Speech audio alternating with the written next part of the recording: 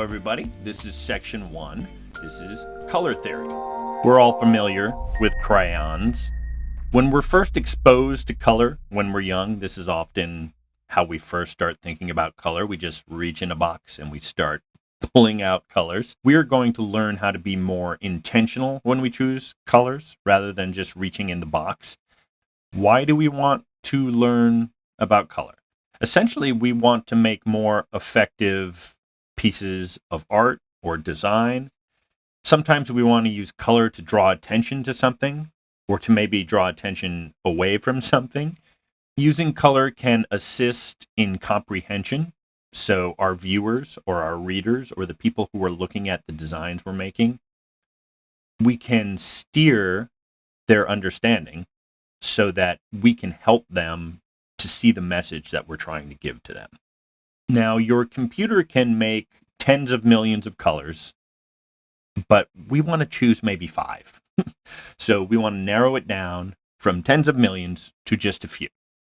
So what do we call this collection of colors, these selections that we've made? This is what we'll be referring to as a palette, a color palette. Here's what we'll be talking about to learn more about palettes. So we'll start with talking about what a palette is, and then we're going to dive a little bit into the nature of light and color. Not a science course, there's no math, well, maybe a little math, but we're going to be talking about light and color and how they relate. We're also going to talk a bit about optical illusions. This is fun. It's also something we might want to avoid. Optical illusions play tricks with our eyes. Let's talk about really what a palette is. With painters, you may have seen a flat board that has splotches of paint on it. That can be referred to as a palette. But really, we're looking at a chosen group of colors. You know, these colors are a set and they work together harmoniously. So in other words, they don't clash. We're going to learn more about that in the coming slides, about what makes something clash, what makes something work together, but we're looking for harmony. We also want a small set. We don't want a ton of colors. Again, we can pick 5 or 6, maybe 10 colors, maybe just 3 colors, but don't use 1,000. Don't use 100. Don't even use 20. Try to reduce your color set. And ultimately, I want you to learn how to become a color collector. So as you're going about your daily business, you're going to work, you're going out with friends, you go to a restaurant, you see some colors that you like, take a picture of it or capture those colors. There's a variety of different little mini lessons throughout this course that will teach you how to collect color and save it for later. And so when you have a project and you think, wow, I want colors like I saw at that restaurant or when I was out at the park, then you'll be able to pull those up and develop a palette based on that. Okay, let's talk about types of light and types of color. There's the concept of a backlit screen versus a front-lit piece of paper. Backlighting versus front lighting. Let's first think about our eyeballs. So inside of our eyes, there are rods and cones. And when the light comes through and hits these, they are the receptors, and then we are able to see color. So front lighting is something that is not in itself luminous. So a piece of paper, for example. With a piece of paper, you need a lighting source, the sun or a lamp, and the sun or the lamp shines on that piece of paper and bounces off into your eyes, into the rods and cones. So printed materials are front lit, and certain light does not get absorbed into that paper. That's the light that we see as the color. It bounces off into our eyes. So the colors that are reflected, that are not absorbed into the paper, bounce off the paper into our eyes, and that's how we see the color. Now, backlighting is the light source is positioned behind the element, so it's shining at our eyes. So TVs, computer monitors, that's how these work. There is a light source that illuminates and shines directly into our eyes. Therefore, since the backlighting has its own light source, sometimes we can get this to be a little more vibrant or saturated or bright in general. Okay, let's move me over here. And let's talk about RGB. So you've probably seen these letters. RGB stands for red, green, blue, and this is an additive type of color. So in other words, we have these three colors. We have red and green and blue. And then when we add these colors together, they produce other colors. So for example, yellow, magenta, and cyan.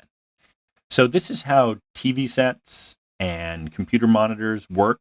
It uses RGB to simulate yellow, magenta, cyan, etc. It combines these colors, it keeps adding them until the color changes. So white is the presence of all colors in RGB. It's all the light shining into our eyes, and it's just a pure white light. Now, we have CMYK. You may have heard of this term. This is considered subtractive, right? So similar, these colors are cyan, magenta, yellow, and the K stands for black, which is in the center. So CMYK is used for printing. And so when we see a book or a newspaper or something that is printed on paper, this has been printed using CMYK. We call it subtractive because it's essentially subtracting light from what you can see. As we put more color in, it is subtracting the light that is able to reflect off of it. Now, when you combine these colors on a printing press, you don't get this true black. So technically there is an added black. So when something is being printed, usually there is an additional black that is added just to make sure you can get that real true dark black and not just a muddy looking color. CMYK ultimately has a little bit less variety in color tones. Because it's being printed, we have a little bit less control than we do when we're just going on the screen. I'm going to place me right here. Let's talk about optical illusions. So we've all seen these type of optical illusions that play tricks on our eyes. I'm going to share a few with you. Essentially, we want to avoid accidentally playing tricks on people's eyes. We don't want to choose colors that are going to be distracting. Sometimes color combinations can be almost vibratingly weird, because two colors just don't go together and confuse the eyes. So we want to learn how we can avoid this, of course. So when we create these kind of illusions accidentally, those are bad color choices. We want to learn how we can avoid them. Now, there's a thing called color relativity. Colors appear different in different contexts. So depending on what they're next to, or what the project is, or what's the environment that these colors are being used in. So make sure that you understand certain colors are good decisions for some situations, but very bad decisions for others. Here is an illusion. This is a black and white photo. Now you're looking at it at home, maybe on your phone, maybe on your laptop. Look closely. It looks like a woman in a purple dress, and maybe the house is a little bit yellow. Maybe the bush to the left there is a little greenish. But it's actually just a black and white photo. And as you can see, these cross-hatching lines that I created, and I overlaid it on top of the black and white photo. Now, our eyes tricked us. We thought, oh, it's just a dim color photo. But in fact, no, it's just these colored lines. I'll zoom in a little bit. So as you can see, there's this cross-hatching of lines.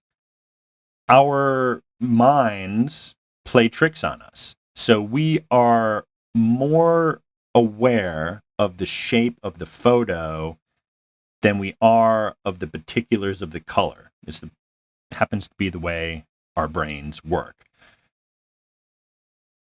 There's a thing called the Munker-White illusion, and this starts to explain a little bit about what's going on here. We as humans are more focused on the form, and if things move, and what is their shape, less about their color.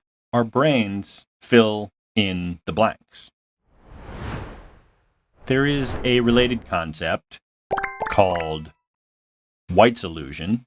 Munker and White are two scientists who studied this type of thing. But as you can see, there's column A and column B. Column B looks like a lighter gray, right? Those little gray rectangles look slightly lighter than in column A, but I will tell you they are exactly the same color because one is on top of the black and one is on top of the white. So we see them differently. They appear different to our eyes. A couple other thoughts about this. There's the bezeled effect. And so as you can see, there is the purple on the left that looks a little lighter. Then there's the purple on the right that looks a little darker. But they are exactly the same color. And so because one is surrounded by the white as opposed to surrounded by the darker black, we as humans see that differently. Our perception of color is dependent on the colors surrounding the color we are looking at. There's also this one called the McCullough effect, but I decided not to show you this. You can look it up on the internet. But it's one of these illusions that confuses the eye and can actually cause you harm for up to 3 months. It can affect your vision. So I'm telling you, you can go look at it on the internet, but don't stare at it. Really, honestly, people stare at this thing and it messes with your eyes so much that for up to 3 months after you see this thing, if you stare at it too much, your vision will be messed. So don't do it. But this is the kind of thing we're trying to avoid. Let's avoid making bad color decisions. And let's look at some tools that will allow us to make those better decisions. The first one we'll be talking about is something you're probably familiar with. It's called the Artist's Color Wheel. So let's dive into that. This is the first big tool that we will use as creative people to choose the right colors.